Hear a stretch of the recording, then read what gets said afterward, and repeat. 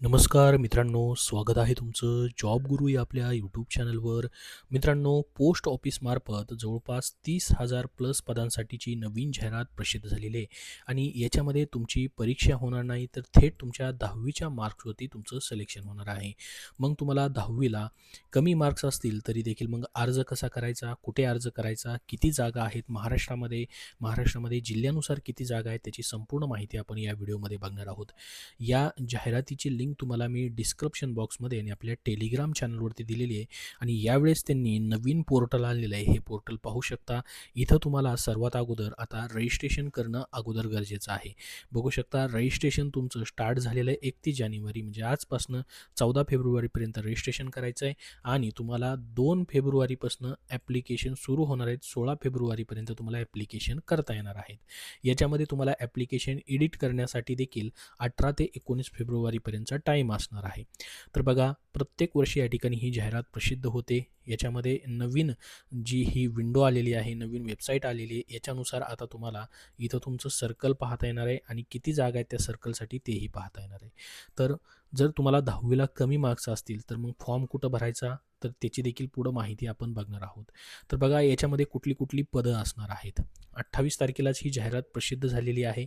Branch post master, post ऑफिसमध्ये branch पोस्टवर मास्टरची या ठिकाणी जागा असणार आहे BPM आणि assistant branch post master ABPM आणि ग्रामीण डाकसेवक किंवा डाकसेवक ह्या 3 पदांची या ठिकाणी ही जाहिरात आहे. तर बघा, हा काही परमनंट म्हणजे फुल सेंट्रल गव्हर्नमेंटच्या अंतर्गत येणारा जॉब नाही आहे.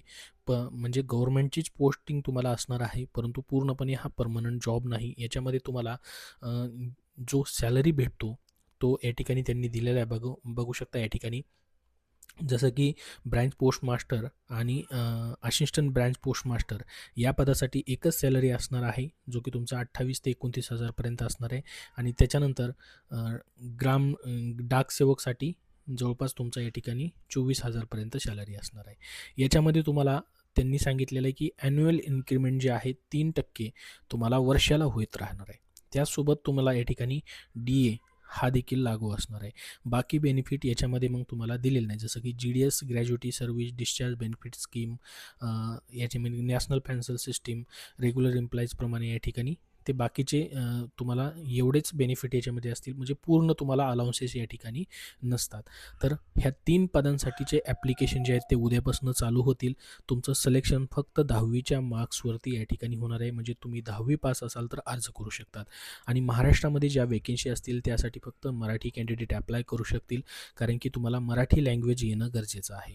त्याचसोबत तुम्हाला सायकलिंगचं नॉलेज देखील असणं गरजेचं आहे, ते देखील त्यांनी म्हटलेलं आहे. तर ही संपूर्ण जाहिरात जी आहे बघा, अशा पद्धतीने याच्यामध्ये काय काय कामं असणार आहेत ते देखील दिलेले आहेत. आता महत्त्वाचं एज लिमिट बघा, मिनिमम तुमचं 18 वर्ष कंप्लीट पाहिजे. 40 वर्षापर्यंत तुम्ही अप्लाय करू शकतात. याच्यामध्ये शेड्यूल कास्ट, त्याचबरोबर ST कॅटेगरी यासाठी 5 वर्ष सूट आहे, OBCसाठी 3 वर्ष सूट आहे, PWDसाठी 10 वर्षापर्यंत सूट तुम्हाला पाहायला भेटेल. क्वालिफिकेशन सांगितल्या पद्धतीने तुमचं 10वी पास असणं गरजेचं आहे. याच्यामध्ये मॅथमॅटिक्स आणि इंग्लिश सब्जेक्ट तुमचा 10वीमध्ये असणं गरजेचं आहे. तर आता प्रत्येक म्हणजे स्टेट वाईज तुम्हाला तुमची लँग्वेज त्या लँग्वेजचा सब्जेक्ट देखील तुमचा 10वीमध्ये असणं गरजेचं आहे, जेणेकरून तुम्हाला ॲप्लिकेशन करता येतील. सिलेक्शन क्रायटेरिया सांगितल्या पद्धतीने तुमचं मिरिट जे आहे 10वीच्या याच्यावरती तुमचं मिरिट या ठिकाणी काढलं जाईल. त्याच्यानुसार तुमचं या ठिकाणी मल्टिपल तुमचं जर ग्रेड पॉईंट असेल तर त्याचं मल्टिप्लिकेशन फॅक्टर, म्हणजेच तुम्हाला फॉर्म भरताना ग्रेड कसे टाकायचे ते देखील इथं दिलेलं आहे. तर बघा, आता तुम्हाला जागा किती आहेत, कशा पाहिजे आहेत, हे जे नवीन पोर्टल आलेलं आहे याच्यावरती पहा. इथं डिस्क्रिप्टिव्ह नोटिफिकेशन म्हणजे तुम्हाला जाहिरात पाहता येईल. तुम्हाला जाहिरातीची लिंक डिस्क्रिप्शन बॉक्समध्ये आणि ह्या नवीन वेबसाईटची लिंक देखील डिस्क्रिप्शन बॉक्समध्ये दिलेली आहे.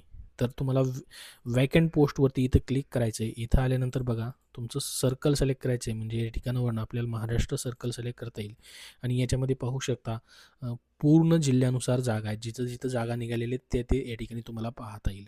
जसं की तुम्हाला उदाहरणार्थ बीड डिव्हिजन पाहायचं आहे तर बघू शकता, बीडमध्ये तुम्ही या ठिकाणी जर बघितलं, जसं की 1 नंबरची पोस्ट आहे, याच्यामध्ये बघा इथं डाकसेवकची पोस्ट आहे, कॅटेगरी कुठली दिलेली आहे, कुठल्या कॅटेगरीसाठी जागा आहे, URसाठी जागा आहे, लँग्वेज कुठली लागणार आहे, मराठी लागणार आहे, पिनकोड दिलेला आहे. त्या पिनकोडवरून ठरवायचं की या ठिकाणी बघा ऑफिसचं नाव देखील दिलेलं आहे, अंमळनेर SO बीड. तर पोस्ट कुठली, डाक सेवकची पोस्ट आहे. आता पहा या ठिकाणी 1 नंबरची ही पोस्ट आहे. त्याच्यानंतर बघू शकता या ठिकाणी सिरियल नंबरनुसार दिलेले पहा. म्हणजे प्रत्येक ठिकाणी जी जागा आहे त्यानुसार ठरवायचं आपण की या ठिकाणी 74 वॅकेन्सी आहेत. मग तुमच्या कॅटेगरीला किती वॅकेन्सी आहेत त्यानुसार मग तुम्हाला जरी कमी मार्क्स असतील तर तिथं जर वॅकेन्सी तुमच्या कॅटेगरीलाच असेल आणि तिथं कमी जर अर्ज आले किंवा या ठिकाणी कमी मार्क्सवाल्या विद्यार्थ्यांनी अर्ज केले तर तिथं तुमचा नंबर लागण्याची शक्यता असू शकते. कारण की तुम्हाला माहिती नाही की तुमच्या त्या पोस्ट ऑफिसमध्ये किती मार्क्सवाल्या कॅन्डिडेटनी ॲप्लाय केलेलं आहे. कुणालाच कळत नाही की कुणी कुठे ॲप्लाय केलेलं आहे. त्याच्यामुळं इन केस लकीली तुम्ही त्या ठिकाणी ॲप्लाय केलं आणि तुमचेच मार्क्स त्या ठिकाणी जास्त असतील बाकीच्यांपेक्षा तर तुमचा तिथं नंबर लागण्याची शक्यता असू शकते. तर याची परीक्षा होणार नाही, फक्त 10वीच्या मार्क्सवरती सिलेक्शन आहे. अशा पद्धतीने तुम्हाला जागा बघायच्या आहेत. जसं की दुसरं या ठिकाणी आपण बघितलं, गोव्याला देखील तुम्ही ॲप्लाय करू शकतात. गोवा डिव्हिजनला देखील मराठी लँग्वेज किंवा कोकणी लँग्वेज लागेल. गोव्यामध्ये यावेळेस बघू शकता 92 वॅकेन्सी या ठिकाणी आहेत. तुम्ही इथं देखील फॉर्म भरू शकतात. त्याच्यानंतर पुढं जर आपण बघितलं तर प्रत्येक ठिकाणी पहा, रायगड आहे. रायगडमध्ये मागच्या वेळेस सर्वात जास्त वॅकेन्सी होत्या. यावेळेस देखील 136 वॅकेन्सी इथं पाहायला भेटतील तुम्हाला.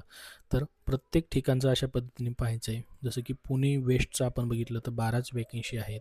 त्याच्यानंतर पहा या ठिकाणी पुणे ईस्टला बघितलं आपण तर याच्यामध्ये 30 वॅकेन्सी आहेत. त्याच्यानंतर बघा मुंबईचं देखील आहे. जसं की नवी मुंबई डिव्हिजन आपण जर बघितलं तर 49 वॅकेन्सी आहेत. तर महाराष्ट्रामध्ये एवढे सारे या ठिकाणी तुम्हाला डिव्हिजन पाहायला भेटतील. तुम्हाला जिथून ॲप्लाय करायचं आहे ते डिव्हिजन तुम्ही सिलेक्ट करू शकता, कुठूनही ॲप्लिकेशन करू शकता. सिंधुदुर्गमध्ये देखील या ठिकाणी बघितलं आपण तर 100 वॅकेन्सी आहेत. तर तुमच्या कॅटेगरीला त्या ठिकाणी जागा आहे का ते बघायचं आहे, किती जागा आहेत आणि त्यानुसार तुम्हाला ॲप्लिकेशन जे आहेत ते करायचे आहेत. तर सर्वात अगोदर तुम्हाला रजिस्ट्रेशन करायचं आहे. हा रजिस्ट्रेशनचा या ठिकाणी त्यांनी लिंक दिलेली आहे. न्यू रजिस्ट्रेशनवरती क्लिक करायचं आहे. मोबाईल नंबर, ईमेल ॲड्रेस टाकायचा आहे आणि नेक्स्ट करायचं आहे. सर्व OTP टाकल्यानंतर बघा तुमच्याकडं 2 नंबरचा टॅब ओपन होईल, जिथं तुमचं ॲप्लिकेंटचं नाव, तुमचं या ठिकाणी date of birth, gender select करायचं आहे, वडिलांचं नाव, आईचं नाव आणि तुमची कॅटेगरी सिलेक्ट करायची आहे आणि या ठिकाणावरनं कंप्लीटवरती क्लिक करायचं आहे. कंप्लीट केल्याबरोबर बघू शकता या ठिकाणी रजिस्ट्रेशन सक्सेसफुल म्हणत आहे. तुमचा रजिस्ट्रेशन नंबर येईल. Log in apply will be enabled only during the application submission window as mention in the notification. तर बघा म्हणजे उद्यापासून तुम्हाला हा रजिस्ट्रेशन नंबर लागणार आहे. उद्यापासून तुमचे ॲप्लिकेशन चालू होणार आहे. तर उद्या तुम्हाला फॉर्म कसा भरायचा त्याबद्दलची संपूर्ण माहिती दिली जाईल. आज फक्त तुम्ही या ठिकाणी तुमचं रजिस्ट्रेशन करून ठेवू शकतात. तर संपूर्ण माहिती आपण बघितलेली आहे. याबद्दल तुमचे अजून काय प्रश्न असतील तर कमेंट बॉक्समध्ये नक्की विचारा. याची लिंक तुम्हाला मी डिस्क्रिप्शन बॉक्समध्ये देतो आहे. तिथून तुम्हाला संपूर्ण माहिती पाहता येईल. धन्यवाद.